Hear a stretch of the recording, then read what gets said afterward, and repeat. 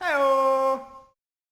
So what is going on, guys? It's Triple G here, back with another Outriders video, and today Outriders is releasing a patch that's going to address a ton of things in their game. Whether or not it remains to be seen whether it can grab some players back in, as there is no new content yet.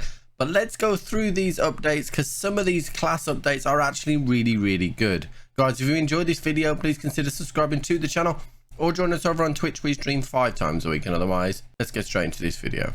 So let's start from the top then. The patch highlights say there are buffs for all classes, crash fixes, multiplayer improvements, statue and borealis monarch set fixes, and various other bug fixes. The patch notes themselves go into some specifics like crash fixes. They have fixed the anti-duplication system again and improved some of the multiplayer stuff. But the main things that we are here for is the buff skills. So if we look at this here, they are buffing the Trickster with Borrowed Time, Slow Trap and Time Rift, buffing the Technomancer with Pain Launcher, Shrapnel and Cryo Turret.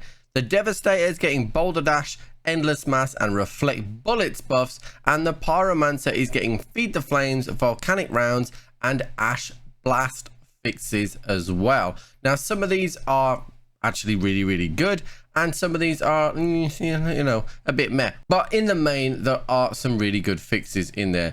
Now it's worth knowing that some of these buffs are just pure damage, and then some of these buffs are actually reducing the cooldowns, which in turn gives you a damage output increase. An example of this is the Trickster, where Borrowed Time cooldown has been reduced by 5.5 seconds. So it was 13.5% and it's down to 8 seconds. It's also worth noting there are some universal buffs here to both armor mods and weapon mods.